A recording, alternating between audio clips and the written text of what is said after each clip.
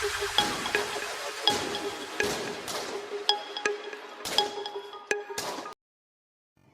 Everyone, नमस्ते सभी को।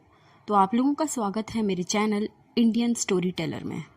रिसेंटली हमारे देश में एक बहुत निंदनीय आतंकी हमला हुआ JNK के पहलगांव में।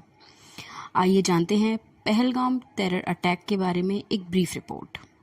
पहलगाम अनंतनाग जिले में स्थित है। हिंदू साहित्य में इस क्षेत्र का उल्लेख बैल गांव के रूप में किया गया है, जिसका अर्थ है बैल का गांव।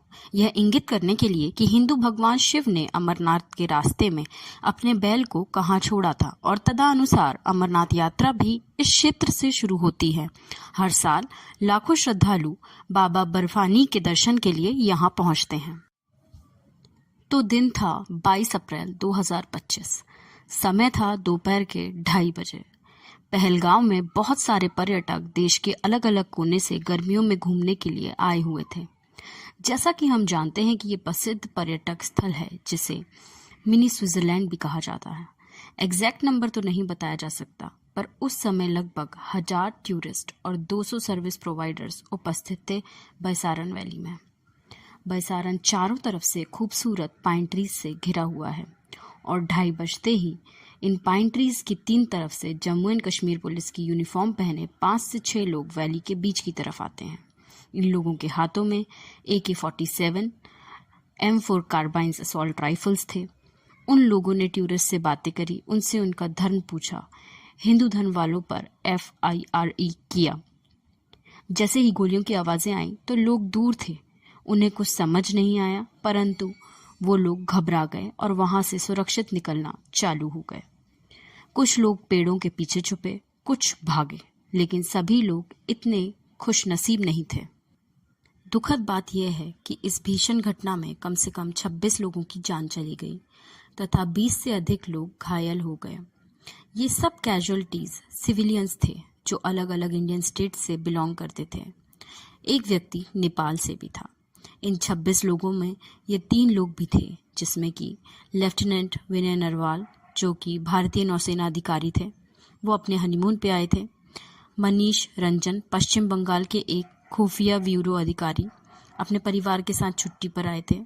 टेगे हालियांग अरुणाचल प्रदेश से भारतीय वायुसेना के कॉर्पोरल।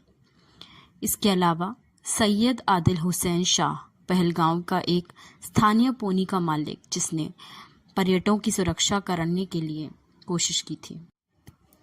ये अटैक किसने किया?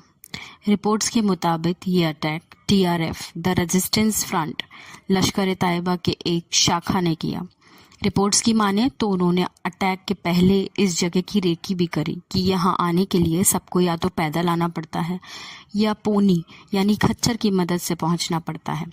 ऊपर से यहाँ सिक्योरिटी भी नहीं होती। कथित तौर पर उन्होंने नाम पूछे और कुछ मामलों में लोगों को इस्लामी आयतों पर परखा, खास तौर पर हिंदू पुरुषों को निशाना बनाया।